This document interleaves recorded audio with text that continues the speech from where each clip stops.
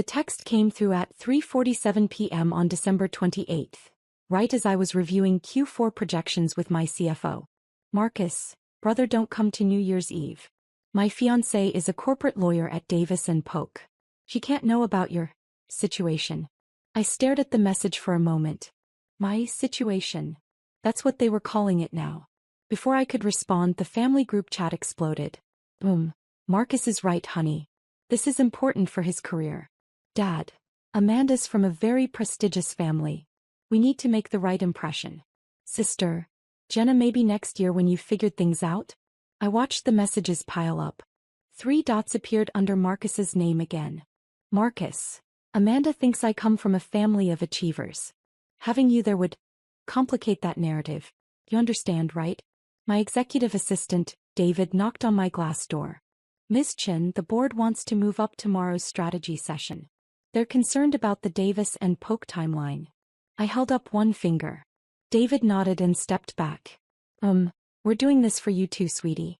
You wouldn't feel comfortable anyway. Amanda's friends are all Ivy League lawyers and investment bankers. Dad, her father is a senior partner at Sullivan & Cromwell. These are serious people. I took a breath and typed 2 words. Me, understood. Marcus, thanks for being cool about this. I'll make it up to you. I set my phone down and looked at David through the glass. He was holding a leather portfolio with our company logo embossed in gold. Meridian Technologies. Tell the board 2 p.m. works, I said. And confirm that Davis & Polk is sending their full M&A team to the January 2nd meeting. Already confirmed, David said. Senior partners, associates, the works. It's their biggest potential client acquisition of the year. I smiled. Perfect. It wasn't always like this. Growing up, I was the family disappointment in training. Marcus was the golden child. Varsity athlete, student government, early acceptance to Princeton. Jenna was the social butterfly who married a dermatologist and joined the country club. And then there was me. The quiet one. The quirky one. The one who spent weekends coding in her room instead of going to parties. Sarah needs to work on her social skills. I'd overheard Mom tell her bridge group when I was 16. She's very internal. Dad was more direct. Your brother is going to run a Fortune 500 company someday. You need to think about realistic goals. When I got into MIT, there was no celebration dinner. Marcus had just made partner track at his consulting firm, and that was the real news. My acceptance letter stayed on the kitchen counter for 3 days before Mom moved it to file it away. Computer science, Dad had said, not quite hiding his disappointment. Well, I suppose someone has to do the tech support. I graduated at 20. Started my first company at 21. It failed spectacularly within 8 months. The family group chat had been brutal. Dad, maybe it's time to think about grad school. Get an MBA. Something practical. Marcus, I can ask around about entry-level positions if you want to get serious about your career. There's no shame in working for an established company, honey. I didn't tell them about the second company. Or the third. The fourth one, Meridian Technologies. I started in my studio apartment with $15,000 of savings and a breakthrough algorithm for supply chain optimization that I'd been developing since sophomore year. I didn't tell them when we got our first client. A mid-sized logistics company willing to try anything to shave costs. I didn't tell them when that client's efficiency improved by 34% in the first quarter.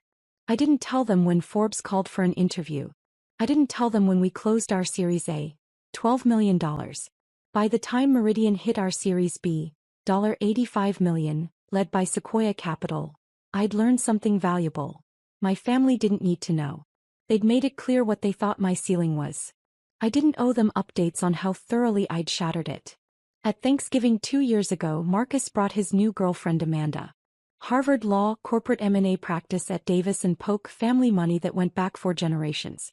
Amanda just made senior associate, Marcus announced proudly. Youngest in her class. That's incredible, Mom gushed. What kind of law? Mergers and acquisitions, Amanda said, flashing a smile full of perfect teeth. We handle major corporate transactions. Tech sector mostly. He turned to me politely. What do you do, Sarah? I work in tech, I said. Oh, fun. Which company? A startup. Supply chain software. I watched her eyes glaze over slightly. That sounds interesting. Marcus squeezed her hand. Sarah's still trying to find her footing. The startup world is tough. Oh, definitely, Amanda agreed. We see it all the time. Most of them fail. He meant it kindly, sympathetically even. But it's great that you're trying. Very brave. I'd nodded and changed the subject. That was 18 months ago. Since then, Meridian had grown to 450 employees across 4 countries. Our valuation hit $2.1 billion after our Series C. Fortune had just named me to their 40 under 40 list. We were in active negotiations to acquire one of our largest competitors. A deal that would make us the dominant force in enterprise supply chain optimization. And Davis and Polk was representing the company we were acquiring. I didn't build Meridian to prove anything to my family. I built it because the problem was fascinating and the solution was elegant, and because at 2 a.m. when I finally cracked the core algorithm, I felt more alive than I'd ever felt at any family dinner. But I'd be lying if I said their dismissal didn't fuel something. Have you thought about a real job? Became another 16-hour day. Marcus closed another major deal became another client signed. Every time I wasn't invited to something because I wouldn't fit in, became another reason to make sure I'd eventually own the room they thought I didn't belong in. My team didn't know about my family situation. David knew I kept my personal life private. My CTO Rebecca knew I never took calls during board meetings. My general counsel James knew that I'd built this company with something to prove, though he'd never asked what. You're different, Rebecca had said once, after we'd pulled off an impossible product launch in 6 weeks. Most CEOs I've worked with do it for the money or the status. You do it like you're trying to rewrite something. Maybe I am, I'd said. The Davis and Polk deal had fallen into our laps in October. TechFlow Solutions, a $800 million company that had dominated the East Coast market for a decade, was struggling. Their technology was outdated. Their leadership was aging out. They wanted to sell while they could still command a premium. We wanted their client list and their market share. Davis and Polk represented TechFlow, which meant Amanda Whitmore, senior associate, was on the deal team. I'd seen her name on the initial disclosure documents. My stomach had dropped. Problem? James had asked, noticing my expression. No, I'd said. No problem at all. I didn't tell him that Amanda was about to marry my brother. I didn't tell him that my family had no idea I was the CEO of Meridian Technologies. I didn't tell him that Amanda had looked at me with pity at Thanksgiving and said, most of them fail. I just told him to proceed with the acquisition. I spent New Year's Eve in my apartment with Thai food and a bottle of very expensive champagne that a client had sent. My phone buzzed throughout the night. The family group chat was active. Photos appeared. Marcus and Amanda at some rooftop party in Manhattan. Mom and Dad in cocktail attire. Jenna and her husband with champagne flutes. Such a beautiful evening. Amanda's parents are lovely. Jenna, can't believe Marcus found someone so perfect. Dad, photo with Amanda's father, he just closed a $2 billion merger. Incredible stories. At 11:47 p.m., a private text from Marcus. Marcus, thanks again for understanding about tonight. Amanda's dad was asking about my family. Easier this way. You know how it is. I stared at the message. Easier this way. I typed, hope you're having fun. I didn't add what I was thinking. In 32 hours, your fiancée is going to walk into the biggest meeting of her career and find out exactly who I am. At midnight, I toasted myself in the mirror. Happy New Year, Sarah. Let's make it interesting. The Davis and Polk team was scheduled to arrive at 10 a.m. I got to the office at 6. Our headquarters occupied floors 47 to 52 of a glass tower in downtown Seattle. My office was on 52 corner view, with the city sprawling below and the mountains in the distance. David was already there with coffee. Today's the day, he said. Final negotiations for TechFlow. Their team confirmed? Full roster. 3 senior partners, 5 associates, paralegal support staff. They're bringing the CEO of TechFlow and their board chairman. And the Davis and Polk associates? David checked his tablet. Amanda Whitmore is listed as second chair on the transaction. She'll be presenting portions of the due diligence findings. I nodded slowly. Perfect. Rebecca appeared in my doorway. You ready for this? TechFlow's trying to renegotiate the earnout provisions. They can try, I said. Our offer is final. James joined us. I've reviewed everything 3 times. We're airtight. This is the cleanest acquisition I've ever structured. I looked at my team. They'd worked for 6 months on this deal. Late nights, weekend calls, endless revisions. They deserved to see it close. And they deserved to watch me do it. Conference room A, I said. I'll present the opening remarks. Rebecca, you'll handle tech integration. James, you've got the legal framework. David, make sure their team has everything they need. You're personally presenting? Rebecca looked surprised. I usually let my team take the lead in negotiations while I observed. Today I am, I said. At 9:45, David knocked. They're in the lobby. Security is bringing them up. I stood and smoothed my jacket. Navy blue Tom Ford, custom tailored. Hermes scarf. Louboutin heels. I dressed carefully. Not to impress. To remind myself who I'd become. The woman who got excluded from New Year's Eve didn't exist anymore. But the woman who built a $2.1 billion company from a studio apartment? She was about to make quite an entrance. Conference room A was our showcase space. 40-foot marble table. Floor-to-ceiling windows. Meridian's logo etched in glass on the far wall. Screens embedded in the table for presentations. I was already seated at the head of the table when they arrived. David opened the doors.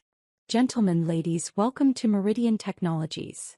The Davis and Polk team filed in first. 3 senior partners in their 50s and 60s, perfectly tailored suits, leather portfolios. Behind them, the associates. Amanda Whitmore was third in line. She walked in reviewing something on her tablet, not looking up. Professional. Focused. Her blonde hair was pulled back in a neat chignon.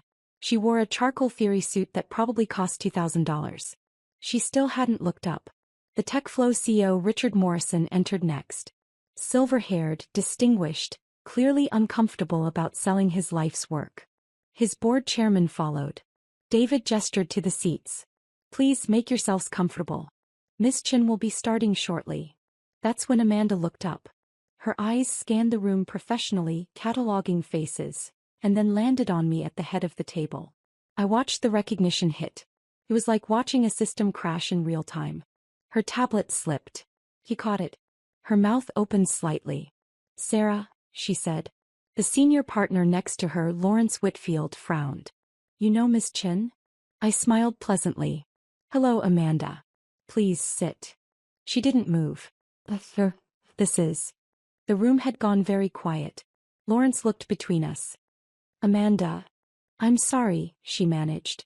I didn't realize that I was the CEO of Meridian Technologies. I finished gently. It never came up. Her face had gone from pale to bright red. You said you worked at a startup. I do. This one. Rebecca, sitting to my right, glanced at me with barely concealed amusement.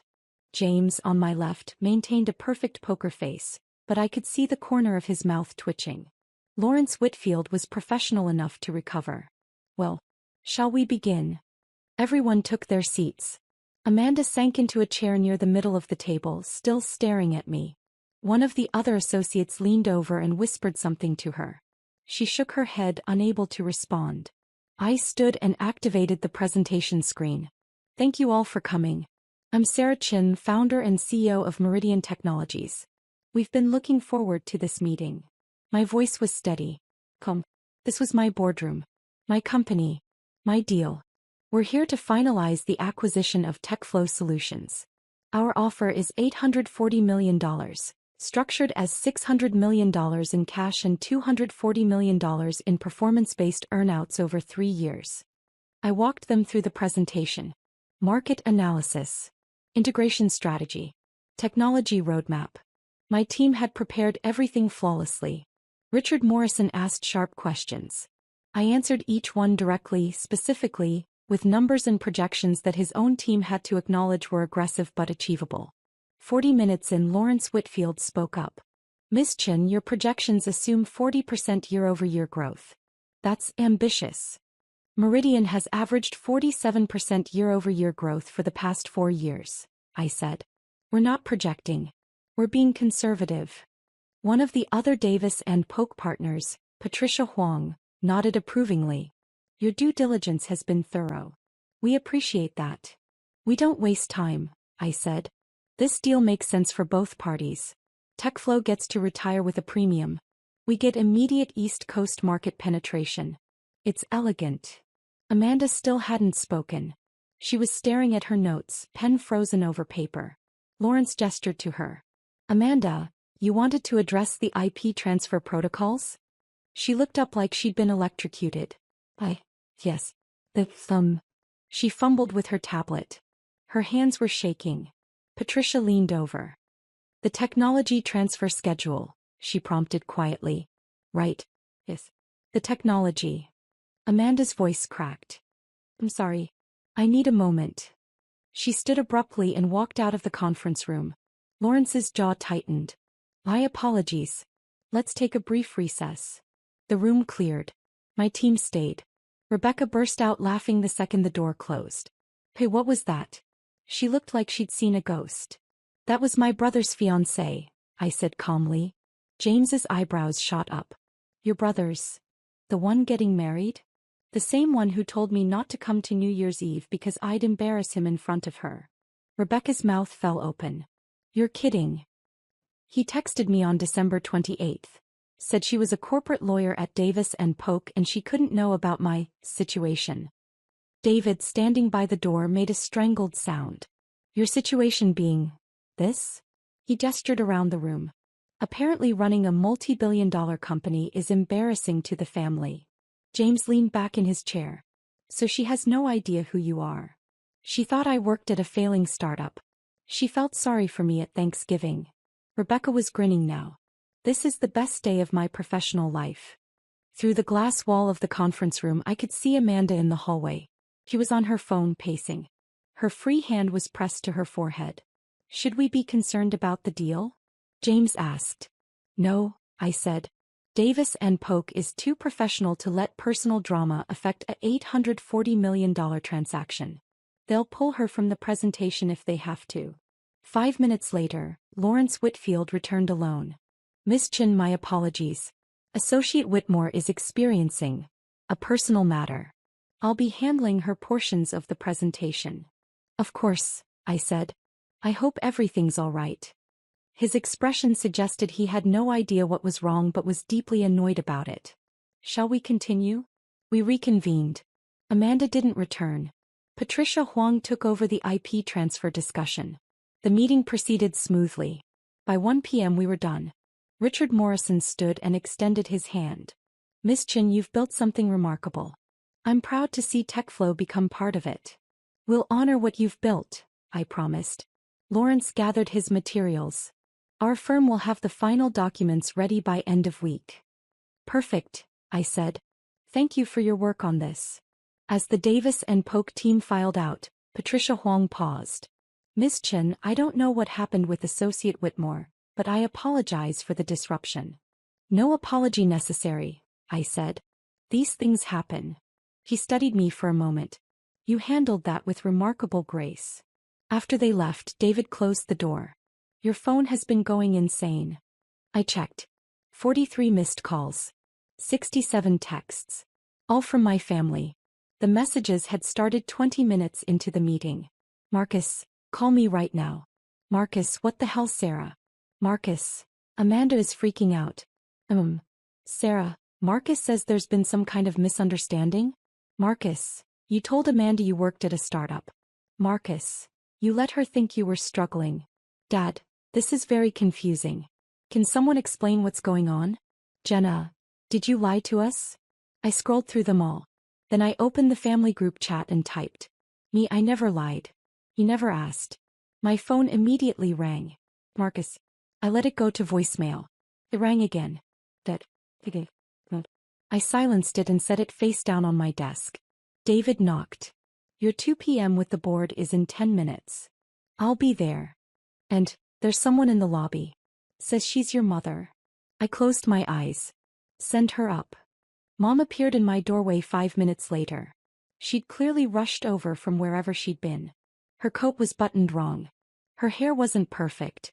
She stopped when she saw my office. The view. The size. The Meridian logo on the wall. The framed Fortune magazine cover with my face on it. Sarah, she said quietly. What is this? This is my company, I said. Meridian Technologies. I founded it 6 years ago. 6 years. She sat down slowly in the chair across from my desk. 6 years and you never told us. You never asked what I was doing. You said you worked in tech. At a startup. This is a startup. It's just a successful one. He looked around again, processing. Marcus said Amanda met you. In a boardroom. You were running a meeting. An acquisition meeting. We're buying TechFlow Solutions for $840 million. Davis and Polk is representing them. Amanda's firm. Yes. Mom's hands were shaking.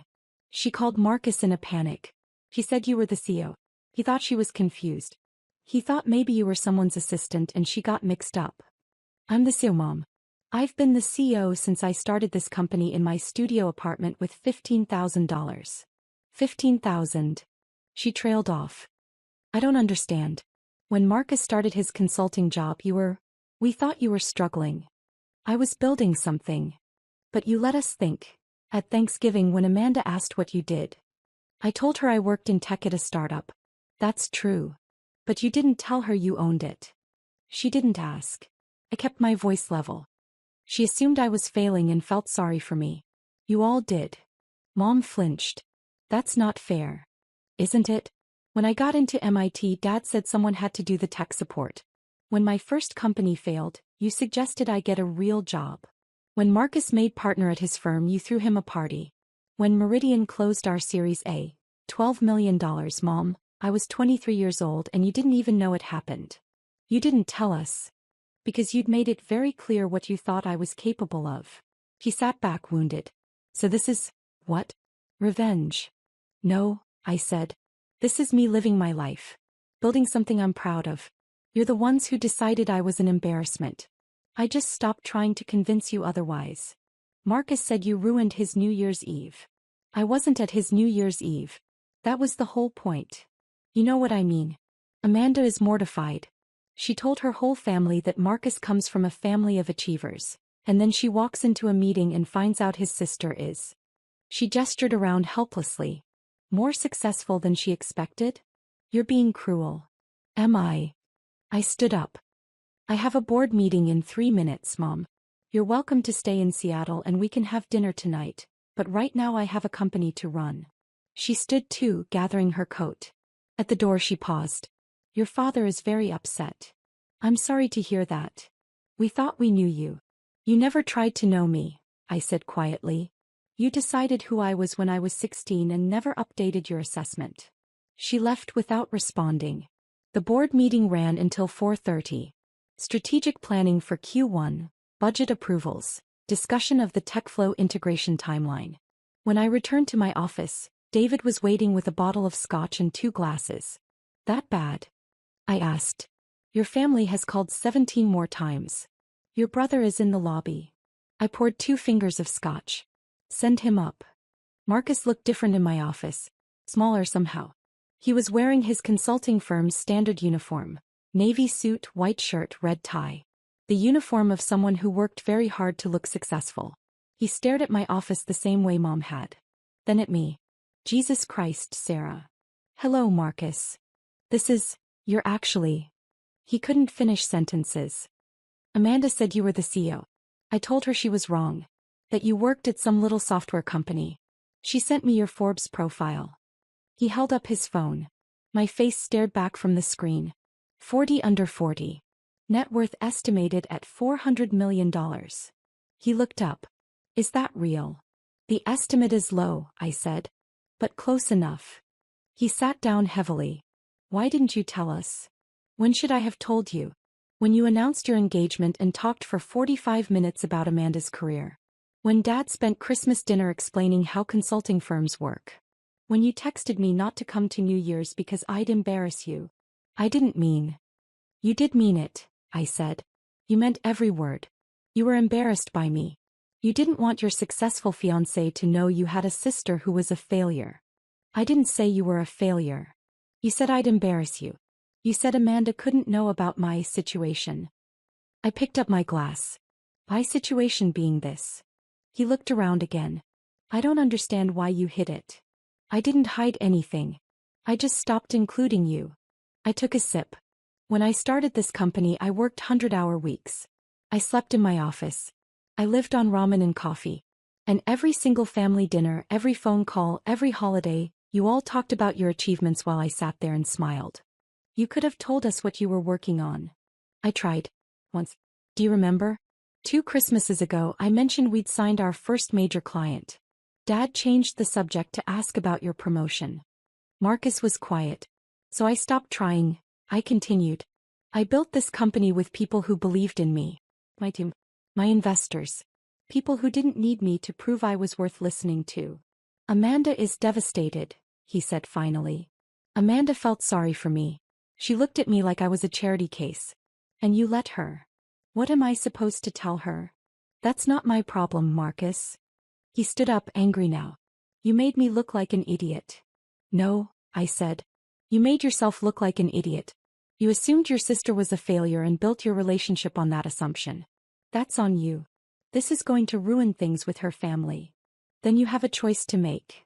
He stared at me. What choice? Whether you're going to spend your engagement dinner apologizing for having a successful sister, or whether you're going to figure out why you needed me to be unsuccessful in the first place. He left without answering. The next 2 weeks were chaos. Amanda requested a transfer to Davis & Polk's DC office. The firm granted it. Lawrence Whitfield sent me a formal apology for the disruption, and a bottle of wine that cost more than a car.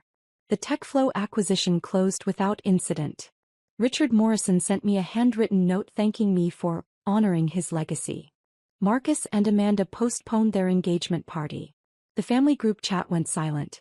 Then on January 18th I got a text from Dad. Dad, can we talk? Just you and me. We met at a coffee shop near my apartment. Neutral territory. He looked older than I remembered. Tired. Your mother says I owe you an apology, he started. Do you think you do? He stirred his coffee for a long time. I read the Fortune article. All of it. The whole profile. And you built something extraordinary. He looked up. And I had no idea. I know. The article mentioned you started with $15,000. In your apartment. Studio apartment. 400 square feet. While we were. He trailed off. While I was telling you to get an MBA and find a real job. Yes. He was quiet for a moment. Why didn't you tell us? Because you'd made it very clear you didn't think I could do it. That's not. He stopped. That's fair. That's probably fair. Probably. He sighed. You were always so quiet. So different from Marcus and Jenna. I thought you needed direction. Structure. I thought I was helping. By telling me to aim lower? By trying to protect you from failure. He met my eyes. I was wrong. It was the first time I'd ever heard him say those words. Marcus is having a hard time, he continued. Amanda's having a hard time. Your mother is confused and hurt. Jenna called me crying yesterday because she doesn't understand what happened. What happened is you all decided I was an embarrassment and uninvited me from New Year's Eve. And then you found out I wasn't who you thought I was. We never thought you were an embarrassment. I pulled out my phone and showed him Marcus's text. She can't know about your situation. Dad read it. His jaw tightened. That's not acceptable. But it's honest, I said. That's how you all saw me. The one who didn't fit. The one who'd bring down the energy. I'm sorry, he said quietly. For what specifically? He looked surprised by the question. Then thoughtful. For not asking what you were working on. For assuming you needed my advice instead of my support. For not celebrating MIT the way we celebrated Marcus's Princeton acceptance. He paused. For not knowing my own daughter. My throat tightened. The article said you employ 450 people, he continued. That you've created $300 million in value for your investors. That you're pioneering technology that could revolutionize global supply chains. He shook his head. And I thought you needed my help finding an entry-level job. Yes. I'm proud of you, Sarah. I should have said that 6 years ago. I'm saying it now. I took a breath. Thank you. Can we? He hesitated. Is there a way forward? For the family? I don't know, I said honestly. Marcus texted me an apology yesterday. It was 3 sentences long and ended with, "This has been really hard on Amanda." Dad winced. Mom called to ask if I could smooth things over with Amanda's family, I continued. Jenna wants to know if I can get her husband consulting clients.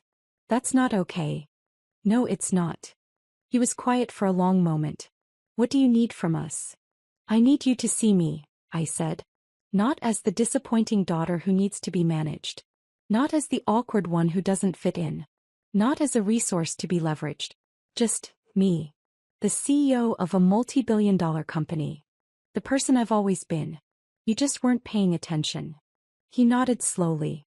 That's fair. And you're right. He finished his coffee. I can't speak for Marcus or your mother or Jenna. But I'd like to try. To see you. If you'll let me. What does that look like? Dinner. Once a month. Just us. You tell me about your company, I listen. I learn about your life. What you're building. He paused. I catch up on 6 years of being a terrible father. Despite everything, I smiled. You weren't terrible. I was absent. That's worse. Once a month, I said. But the first time you offer me career advice, I'm out. He laughed. Deal. 3 months later, Marcus and Amanda broke up. I heard it from Jenna, who heard it from Mom, who heard it from Marcus's therapist's receptionist. The family information chain remained absurd. Amanda had apparently told Marcus she couldn't marry someone from a family with such complicated dynamics. Which was a polite way of saying she couldn't get past the humiliation of pitying me for 18 months and then discovering I could buy her father's firm if I wanted to. I didn't want to. I had better things to do. Dad and I had dinner once a month as promised. He listened more than he talked. He asked about my team, my technology, my vision. He learned the difference between Series A and Series C funding. He stopped offering advice. At our 3rd dinner he said, I told my golf buddies about you. About Meridian. Yeah. I showed them the Forbes article. They were impressed. Good. One of them asked why they'd never heard me mention you before. He looked uncomfortable. I didn't have a good answer. What did you say? That I was an idiot who didn't recognize brilliance when it was sitting across the dinner table from me. I reached across and squeezed his hand. You're learning. Mom took longer. We had coffee once. It was awkward.